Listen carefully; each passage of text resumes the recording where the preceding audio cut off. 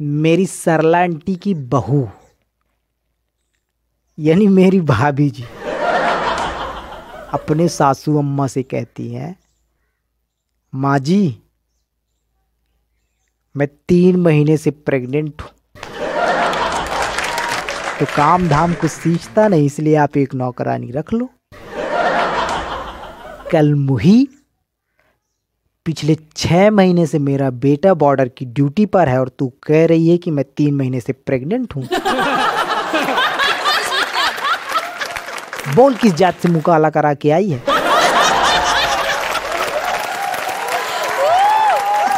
वो मैं नहीं जानती, जितना कहती हूं उतना सुन लीजिए। ए रामू, मार के लात भगा इस औरत को, मुझे नहीं रखनी ऐसी बेस्या को अपने घर पर। माँ जी जबान संभाल कर बात करिए, नहीं तो ठीक नहीं होगा। ए रामू, ये ऐसे नहीं मानेगी, जा सरपंच साहब को बुला ला और गांव के आसपास के लोगों को भी न्योता दे देना। आज इसके सारे काले कारनामे उजागर करती हूं।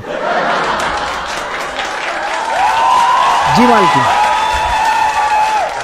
अब नौकर, पंच, सरपंच गांव के आसपास लोगों को न्योता दे दी। सभा शुरू हुई, जनता गचा गच भरी हुई थी।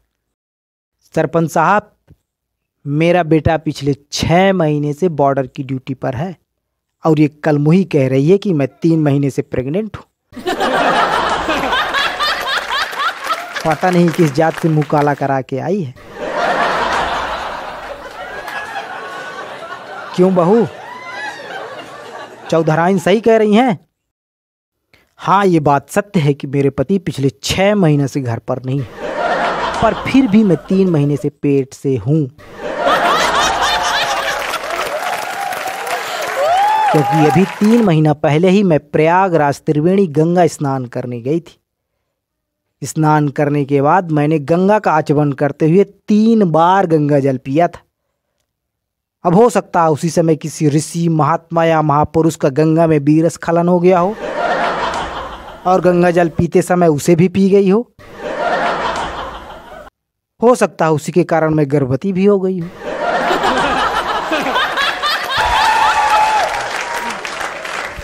अब देख कैसी बेहूदगी वाली बातें कर रही हैं। असंभव, ऐसा कभी नहीं हो सकता कि किसी के बीर पी लेने से कोई गर्भवती हो जाए।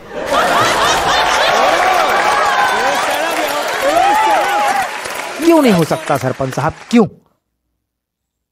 हमें तो हमारे ग्रंथों में यही बताया और दिखाया गया है कि विभंडक ऋषि के बीरस्खलन हो जाने से श्रृंगी ऋषि पैदा हुए।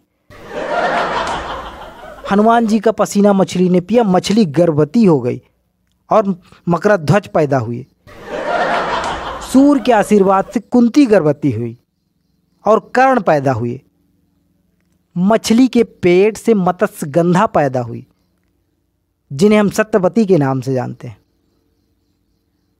अरे खीर खा लेने से राजा दशरथ की 3 महारानियां गर्भवती हुई और 4 पुत्र प्राप्त हुए, जिन्हें हम राम, लक्ष्मण, भरत, शत्रुघ्न के नाम से जानते हैं। जमीन में गड़े हुए मटके से सीता पैदा हुई। ये सारी बातें संभव हो सकती है, किंतु मेरी बातें असंभव क्यों? क्यों? भाई साहब, पूरे सभा में सन्नाटा छा गया। किसी के मुख से कुछ निकल ही नहीं रहा था। माँ जी, मैं प्रेग्नेंट कुछ नहीं हूं। मैं तो इन समाज में फैले हुए कुरीतियों को उजागर करना चाह रही हूं।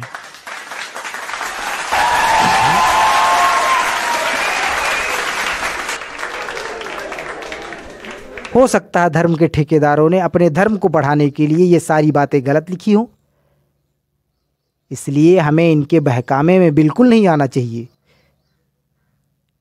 क्या कभी संभव हो पाया है कि कोई मुख से जन्म ले, कान से जन्म ले, नाक से जन्म ले, गला से जन्म ले, बाएं से जन्म ले, नाभि से जन्म ले, पैर से जन्म ले? नहीं ना। अगर कोई भी व्यक्ति यह बात साबित कर दे तो मैं आज क्या अभी के अभी आपके इस घर से हमेशा हमेशा के लिए चली जाऊंगी। अरे किसी को जन्म देने के लिए नर और मादा का मिलना बहुत जरूरी है। अंडाणु और शुक्राणु में क्रिया कराना बहुत जरूरी है। मुझे तो लगता है इस संसार में जितने भी प्राणी हैं सब योनि से जन्म लेते हैं, और यह सत्य भी है। इसलिए इन पाखंडियों से बिल्कुल दूर रहें, क्योंकि इनको मनुष्य में भी मनुष्य नजर नहीं आता।